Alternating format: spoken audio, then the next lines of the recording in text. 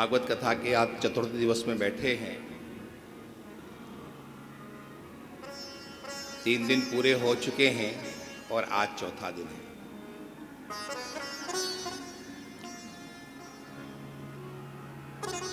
माँ गंगा का ये पावन तट,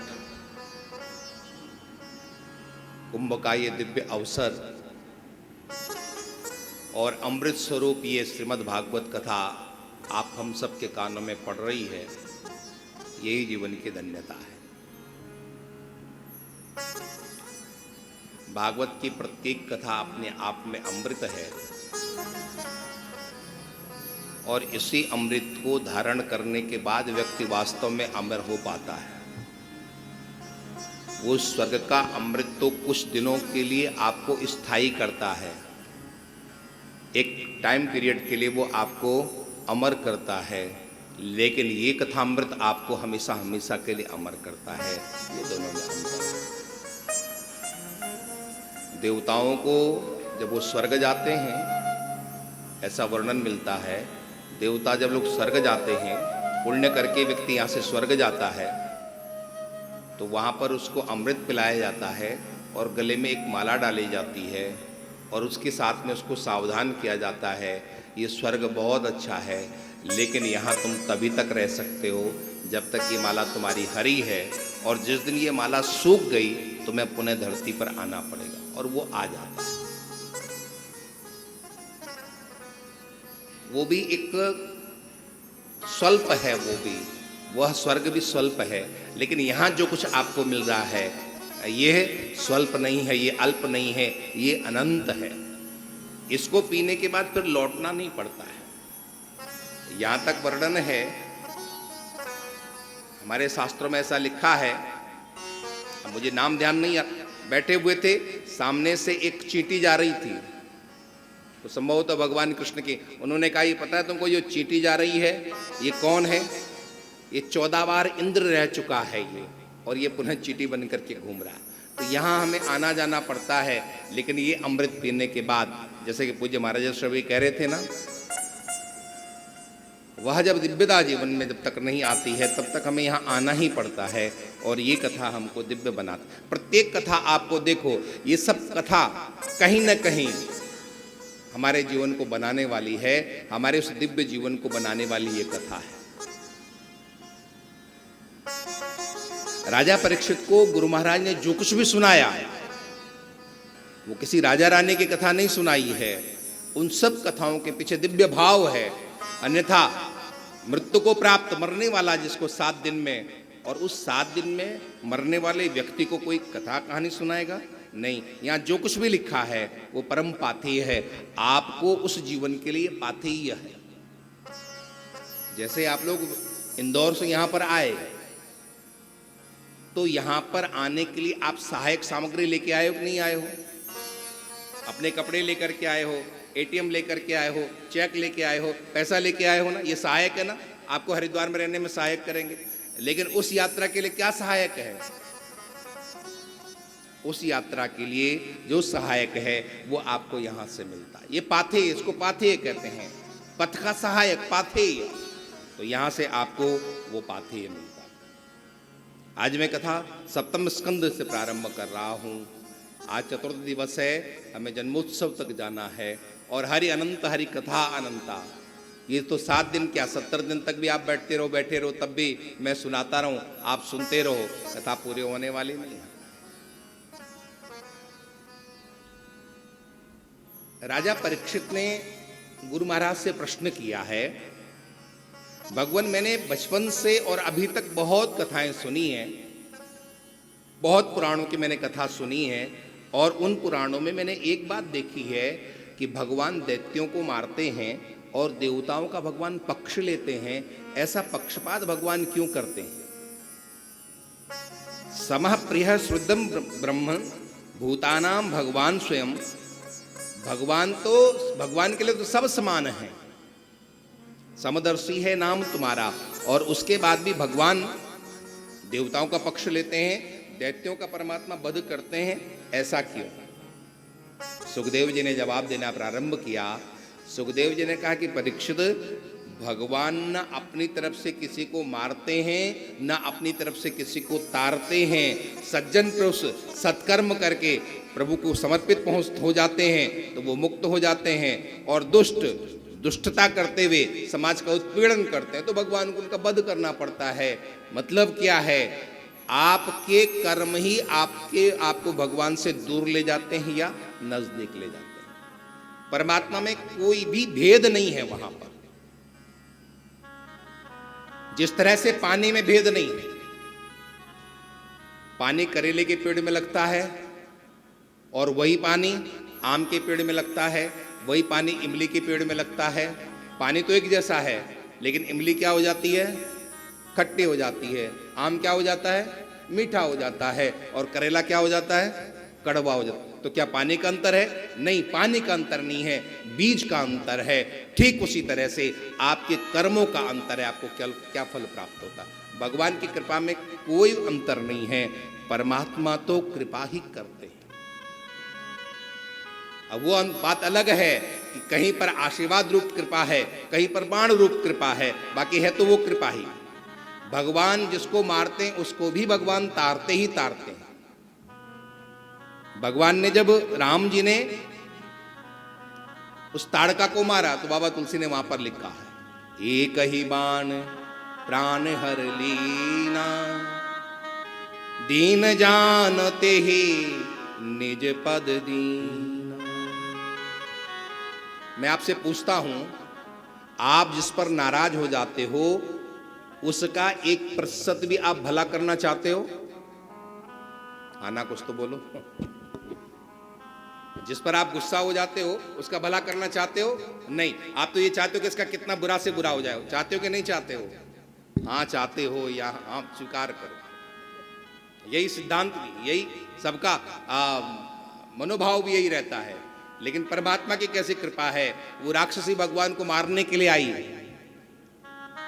उधर वो ताड़का आई है, इधर पूतना आई है, और भगवान दोनों को हुई मुक्त करते हैं।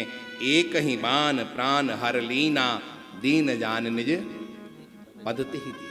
ऐसे परमात्मा।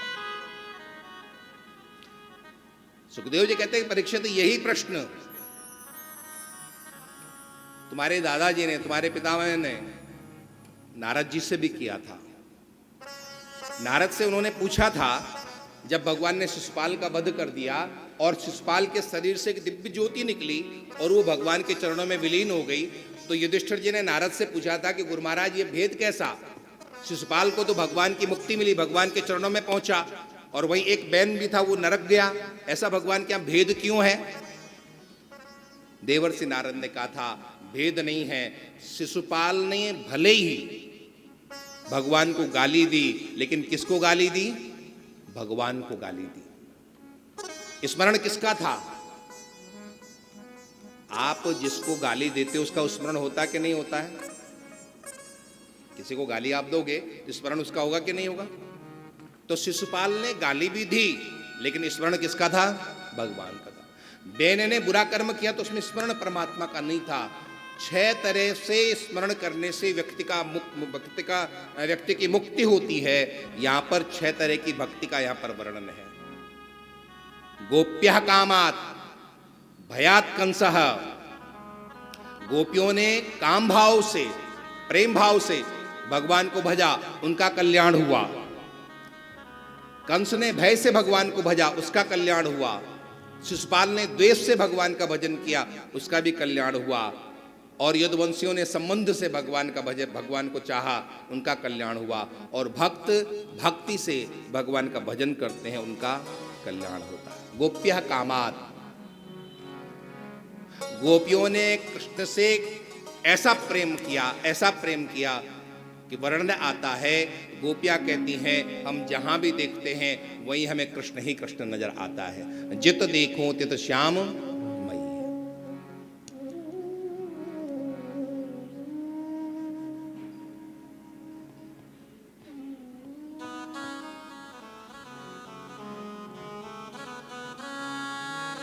आपको ये गप्प लगती होगी कि ऐसा हो सकता है क्या? हम भी भगवान को चाहते हैं कि नहीं चाहते हैं? हम भी भगवान को चाहते हैं, लेकिन उसके बाद भी हमें चारों तरफ भगवान दिखाई देता है? नहीं। क्यों नहीं दिखाई देता है? क्योंकि अभी हमारा प्रेम उस अवस्था तक नहीं पहुंचा है।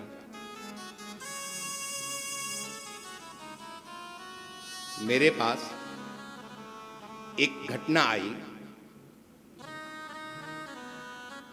एक माता पिता ने कहा, महाराज हमारी ये बच्ची एक लड़के को चाहती है और बिल्कुल हम इसको लाख मना कर चुके हैं, ये मान नहीं रही है और उस बच्चे से हमें इसका विवाह नहीं करना है, हो सके तो आप समझा दो।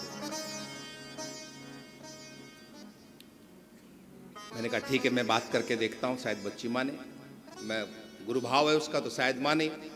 तो कहा गया, तो मैंने उसको समझाया। कहा महाराज आप मुझे मत समझाओ, मैं तो मेरे बालों के, मेरे सिर के जो बाल टूटते हैं ना, और उन बालों में भी मुझे वी आकार दिखाई देता है। उस लड़के का नाम वी से है, बाथरूम में मुझे वो वी ही दिखाई देता है। मैं जहां भी देखती हूँ मुझे वही दिखाई देता है, उसके अलावा और कुछ भी नहीं दिखाई देता। तो आप समझो कि ये संसार का प्रेम करने वाली वो बच्ची, यदि उसे अपना वह प्रियतम चारों तरफ दिखाई दे रहा हो, और जिसने भगवान से प्रेम किया हो उसे वो भगवान चारों तरफ नहीं दिखाई देंगे? दिखाई देंगे कि नहीं दिखाई देंगे? गोपियां कहती हैं, भैया हम जहां भी देखते हैं हमें सिवाय कृष्ण के और कुछ नहीं दिखाई देता। यह है प्रेम के पराकाष्ठा। उस प्रेम से भी परमात्मा को प्राप्त किया जा सकता है। जित देखो तित श्याममयी है, जित देखो तित श्याममयी है। श्याम कुंज वन यमुना श्यामा, श्याम कुंज वन यमुना श्यामा। श्याम गगन घन घटाछयी है, श्याम गगन घन घटाछयी है। जित देखो तित जित देखो तित श्याममयी है। गोपियों ने प्रेम भी किया तो परमात्मा से प्रेम किया, और ऐसा प्रेम किया कि सिवाय कृष्ण के लिए उनके लिए और कुछ भी नहीं है। इसीलिए हमारे भक्तों ने कहा है, परमात्मा से प्रेम करना तो कैसा करना, यथा गोपिका नाम, उदाहरण गोपियों का आता है। जिस तरह से गोपियों ने कृष्ण से प्रेम किया, ऐसा प्रेम करो परमात्मा से। दूसरा है भयात कंसः। कंस ने भय से भगवान को भजा है। नारद से पूछा, मेरा वो काल कैसा है? उस आकाशवाणी ने कहा था, देवकी का 8वां पुत्र तुझे मारेगा। वो 8वां पुत्र है कैसा? मुझे मारने वाला वो काल है कैसा? तो नारद ने उस कृष्ण की आकृति को उसको सामने बताया। वो 11 साल का होगा, उसके लंबे बाल होंगे, सांवला उसका शरीर है, पीतांबर वो पहनता है, मधुर मधुर मुस्कान उसके चेहरे पर हमेशा रहती है, और ऐसा सुंदर रूप का वर्णन किया। अब तो कंस जहां भी देखता है वही वही छवि उसको चारों तरफ दिखाई देती। क्यों? भय से। भय भी जिसके प्रति आपका विशेष होगा, आपको वहीं दिखाई देगा। बहुत से लोगों को रात में अंधेरे से डर लगता है, भूत प्रेतों से डर लगता है, तो ऐसे व्यक्तियों को यदि कहीं भेज दो तो बिना भूत के भी उनको भूत दिखाई देता है, और शब्द वहां पर प्रसिद्ध हो गया, भय का भूत। भयात कंसः, भय से भी यदि आप परमात्मा का चिंतन करते हो तो भय से चिंतन करने पर भी आपका कल्याण हो जाता है। रावण, जब उसे पता चला कि खरदूषण को मार दिया गया है और खरदूषण मेरे समान बलवान है, बिना भगवान के उनको कोई मार नहीं सकता है, तो उसने कहा अब मैं भगवान का भजन तो कर नहीं सकता हूं, बैर जरूर कर सकता हूं, क्योंकि ये तामस देही है, इससे भजन नहीं होगा, वैर होगा। और उसने फिर बैर ठांडा, सीता जी का उसने हरण किया है। भयात कंसः, भय से भी भगवान का चिंतन करने से व्यक्ति का कल्याण हो जाता है।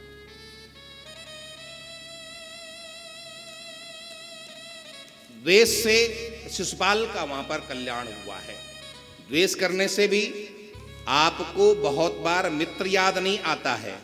कौन याद आता है? शत्रु याद आता है, जिससे आपकी प्रतिस्पर्धा है, जिससे आपका द्वेष है, वो याद आता है कि नहीं आता? ज्यादा मित्र ज्यादा याद आता है कि दुश्मन ज्यादा याद आता है? श्री वृंदावन बिहारी लाल की जय।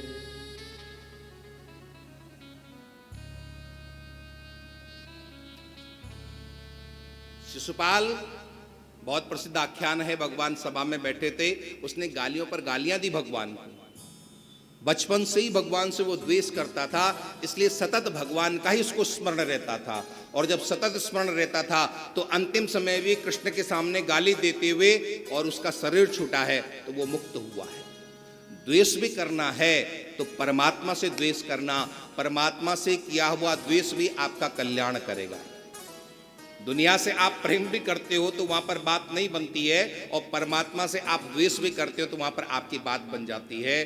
तो ये शास्त्र कहते हैं, ये सिद्धांत कहता है, यदि आपको द्वेष भी करना है तो परमात्मा से करो। और द्वेष ही ज्यादा याद आता है। आता है कि नहीं आता? प्रेम भैया, एक छोटी सी बात सुनाऊं मैंने आज ही पढ़ी। आदमी के अंदर कितना ज्यादा द्वेष रहता है, देखिए। एक महिला साड़ी खरीदने के लिए गई तो दुकानदार ने कहा कि कैसी दिखाऊं मैं आपको? बहन जी कैसी साड़ी दिखाऊं? तो महिला ने कहा ऐसी साड़ी दिखाओ कि पड़ोसन देख करके दम तोड़ दे।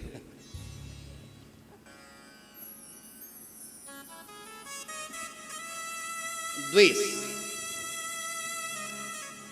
दुनिया में जब आप जिसके प्रति भी आपका द्वेष होगा वो सतत आपके दिमाग में घूमता रहेगा। और वही द्वेष शिशुपाल का परमात्मा से था तो फिर सतत उसको परमात्मा ही उसके आंखों में घूम रहे थे। तो यहां पर नारद जी महाराज कहते हैं कि किसी भी प्रकार से यदि आप परमात्मा से जुड़ते हैं, भगवान देवताओं का पक्ष लेते हैं और दैत्यों को मारते हैं, ये बात नहीं है। भगवान धर्म का पक्ष लेते हैं और धर्म यदि दैत्य पक्ष में भी है तो भगवान वहां पर भी रक्षा करते हैं। और तुम्हें विश्वास नहीं है तो मैं तुम्हें प्रहलाद की कथा सुनाता हूं। और यहाँ पर श्री सुखदेव जी महाराज राजा परीक्षित को प्रहलाद की कथा सुना रहे हैं और नारद जी युधिष्ठिर को प्रहलाद की कथा सुना रहे हैं।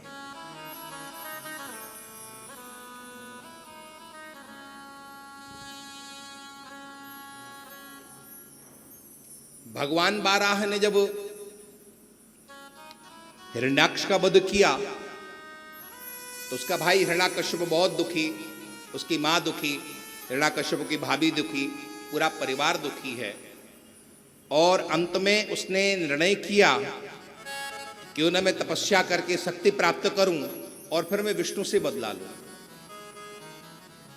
और तपस्या करने के लिए वो जंगल में गया और वहां पर उसने तपस्या करने की जब सोची, ऐसा अन्य शास्त्रों में वर्णन कर मिलता है कि इंद्र पक्षी का रूप धारण करके नारायण नारायण बोलते हैं और उसको वो अपशगुन समझ में आता है, लौट करके आता है। पत्नी कहती कितनी जल्दी क्यों आ गए? बताया कि पक्षी ने नारायण नारायण कहा, अपशगुन हुआ इसलिए लौट करके आया। और उसी नारायण नारायण की चर्चा में वहां पर गर्भाधान हुआ है और उसी से प्रहलाद जी हुए। प्रातःकाल गया है वो और वहां पर उसने भयंकर तपस्या की है। सतैपे मंद्रद्रोण्याम तपः परम दारुणम, बहुत भयंकर उसने वहां पर तपस्या की है। मंद्राचल की घाटी में इतनी तपस्या की कि चारों तरफ हाहाकार मच गया। वो उधर तपस्या कर रहा है, इधर देवताओं की बुद्धि पर पर्दा पड़ गया और वो उसकी पत्नी कयाधु को लेकर के भागे कि इसकी गर्भ में बालक है, इसको मार डालेंगे तो बच्चा भी मर जाएगा। बीच में नारद जी मिले, क्या कर रहे हो? महाराज इसको मारने जा रहे हैं, इसके गर्भ में बालक है। नारद जी ने कहा इस तरह से तुम हत्या करोगे तो उचित नहीं है, ये मुझे दो। इसके गर्भ से दुष्ट राक्षस नहीं, मैं परम भागवत का जन्म करूंगा। ऐसी शिक्षा अभी से मैं दे दूंगा, इसके अंदर राक्षसी प्रवृत्ति नहीं, इसके अंदर भगवत प्रवृत्ति पैदा होगी। और नारद जी कयाधु को लेकर के अपने आश्रम में आए हैं और वहां पर उस गर्भस्थ बालक ने बहुत काल तक, जब तक पिता लौट करके नहीं आए हैं, तब तक इच्छा प्रसव का वरदान दिया है नारद जी ने प्रहलाद की माँ को। और तब तक उस बालक ने गर्भावस्था में वहां पर भगवान का दिव्य संकीर्तन सुना है, भगवान के चरित्र सुने।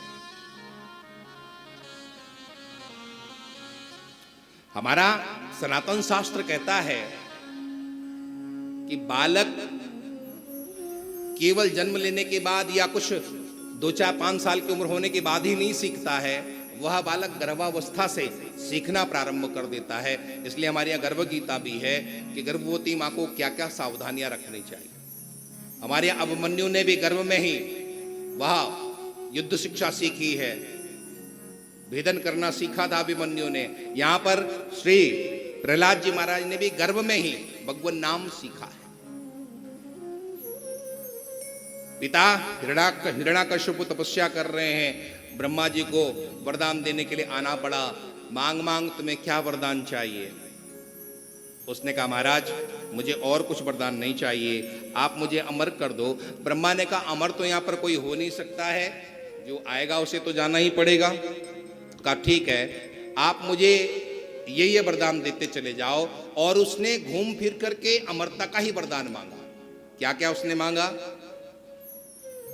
आपकी बनाई सृष्टि से मैं ना मरूं, न भीतर मरूं, न बाहर मरूं, न दिन में मरूं, न रात में मरूं, न किसी मास में मरूं, न अस्त्र से मरूं, न शस्त्र से मरूं, न पृथ्वी में मरूं, न आकाश। इस तरह से एक तरह से उसने अपने आप को चारों तरफ से सुरक्षित करने का प्रयास किया। लेकिन वो भूल गया था कि जिस बुद्धि से मैं चतुराई दिखा रहा हूं, इस बुद्धि को बनाने वाले वो परमात्मा हमारी बुद्धि से भी कहीं आगे। ब्रह्मा ने तथास्तु कहा, शक्ति उसको प्राप्त हुई है और उसने पुनः चारों तरफ अधर्म करना प्रारंभ कर दिया। यहां तक कि उसके जो गुरु शुक्राचार्य जी महाराज थे वो भी उसको छोड़ करके चले गए, क्योंकि दुष्ट है और दुष्ट व्यक्ति गुरु की भी नहीं मानता है, इसलिए गुरु महाराज भी छोड़ करके चले गए हैं। इतना उसने अत्याचार किया कि देवता भगवान के पास गए, भगवान पाहि माम रक्ष माम, हमारी रक्षा करो। ये हिरण्याकश्यप तो किसी के सुनता ही नहीं है। भगवान ने कहा चिंता मत करो, इसके घर में जो बेटा होगा ना, वही बेटा इसकी बोलती बंद करेगा। ये सबकी बोलती बंद किए हुए है और इसकी बोलती बंद करने वाला इसका बेटा है, और उसकी रक्षा के लिए मैं स्वयं अवतार लूंगा। देवताओं को ऐसा आश्वासन दिया है। और यहाँ पर काल आ रहा है, श्री प्रहलाद जी महाराज का जन्म हुआ है।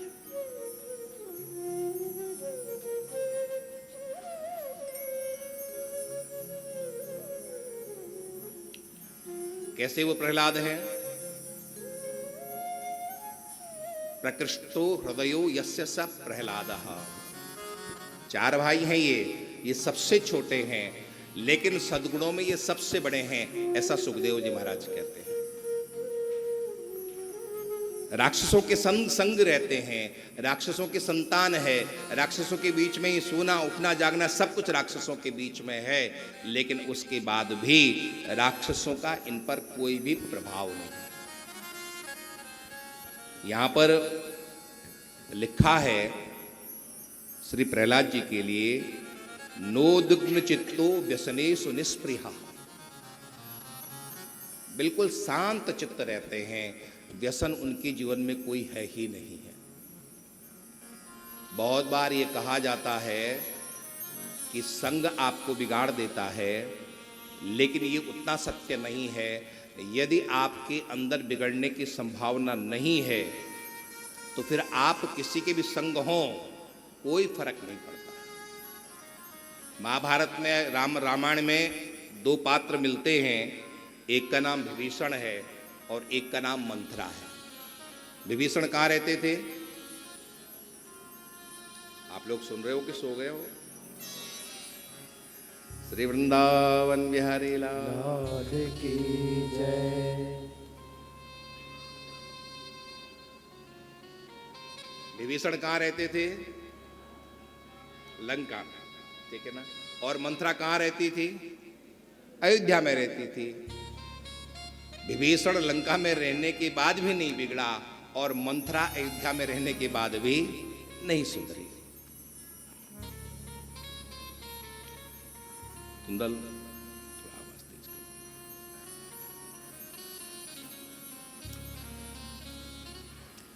अच्छाई और बुराई दोनों हमारे अंदर रहती है। हमारे सिद्धांतकारों ने कहा है, नीतिकारों ने कहा है, अच्छाई और बुराई दोनों आपके अंदर रहती है। जिसका अधिक उपयोग करोगे, जिसका अधिक प्रयोग करोगे, वही निखरती जाएगी।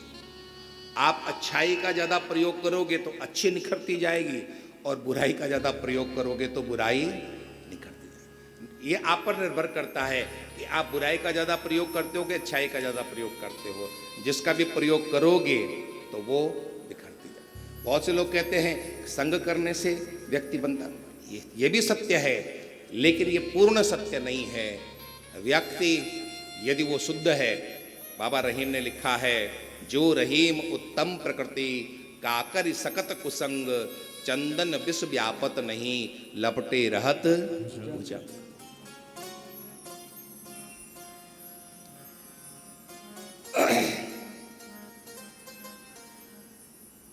किसी ने बहुत अच्छा लिखा है, हमारे यहाँ एक उक्ति कही जाती है, जैसा संग वैसा रंग। लेकिन वो चिंतनकार कहता है कि कौन कहता है जैसा संग वैसा रंग। इंसान लोमड़ी के साथ नहीं रहता है फिर भी चालाक है, शेर के साथ नहीं रहता है फिर भी क्रूर है, और तो और इंसान वो फितरत है जो कुत्तों के साथ रहता है लेकिन फिर भी वफादार नहीं।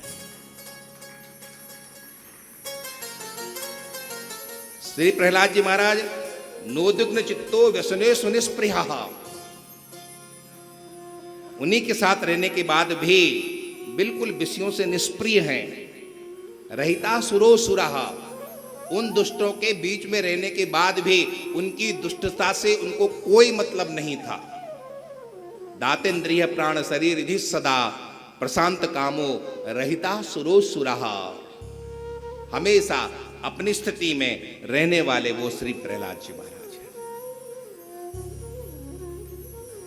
सुखदेव जी महाराज कहते हैं कि प्रहलाद वो कैसे हैं, एकांत में बैठते हैं, खेलने कूदने से कोई मतलब नहीं है। बच्चे को सबसे ज्यादा पसंद खेलना है, लेकिन न्यस्त क्रीडनको बालो, उन्हें खेलने कूदने से कोई मतलब नहीं है। जड़वत, बिल्कुल एकस्थ होकर के, बिल्कुल ध्यानस्थ होकर के एकांत में बैठ जाते हैं और वहां पर बैठ करके प्रभु चिंतन करते। क्यों? कृष्ण ग्रह गृहीत आत्मा, उनके मन में कृष्ण बसे हुए थे। और स्वयं इस प्रहलाद जी महाराज ये स्वीकार करते हैं, आगे चल करके हम सुनेंगे। उनसे पूछा गया कि आपके जीवन में ये कृष्ण ग्रह कैसे आया? का संतों के आशीर्वाद से। परमात्मा को अपने जीवन में यदि आपको धारण करना होगा तो आपको एक सिद्धांत को लेकर के चलना पड़ेगा। आप जितना संतों का संग करोगे उतने आप परमात्मा के नजदीक रहोगे, और जितना आप संतों से दूर रहोगे अपने उतने ही परमात्मा से भी दूर। कृष्ण ग्रह गृहीत आत्मा, जिनके मन में कृष्ण बस जाता है उसे फिर दुनियादारी से बहुत ज्यादा कोई मतलब नहीं रह जाता। और कितने श्रेष्ठ ये भगवत भक्त हुए हैं। गीता में भगवान श्री कृष्ण को कहना पड़ा, प्रहलादश्चास्मि दैत्यानाम, मैं दैत्यों में प्रहलाद हूं। इतनी भगवत भक्त इनके निष्ठा है। ऐसे वो श्री प्रहलाद जी महाराज जब थोड़े और बड़े हुए हैं तो फिर पिता ने पढ़ने के लिए इनको भेजा, ले जाओ मेरे बेटे को तुम पढ़ाना। कौन से विद्यालय में? उस विद्यालय में जिसमें केवल अर्थ की शिक्षा है, काम की शिक्षा है, न वहाँ धर्म से मतलब है, न वहाँ मोक्ष से मतलब है। वहाँ केवल अर्थ की शिक्षा और काम की शिक्षा दी जाती है। आज की शिक्षा पद्धति को भी आप देखिए, आज की शिक्षा पद्धति भी लगभग इसी पैटर्न पर है। और इस पैटर्न को हमारा सनातन धर्म राक्षसी पैटर्न कहता है। आप बहुत गर्व से कहते हो कि हमारा बच्चा इस ईसाई स्कूल में पढ़ता है, इस बड़े बड़े स्कूल में पढ़ता है, लेकिन वहां पर सिवाय अर्थ और काम के और कुछ भी नहीं पढ़ाया जाता है। हमारे यहाँ पहले गुरुकुल थे, जिन गुरुकुलों का मूल आधार धर्म था, फिर अर्थ था, फिर काम था। आज धर्म और मोक्ष तो छूट गया है, आज केवल अर्थ और काम के बीच में ही हम लोग भ्रमण करते हैं और उसके दुष्परिणाम भी जीवन में आते ही आते हैं।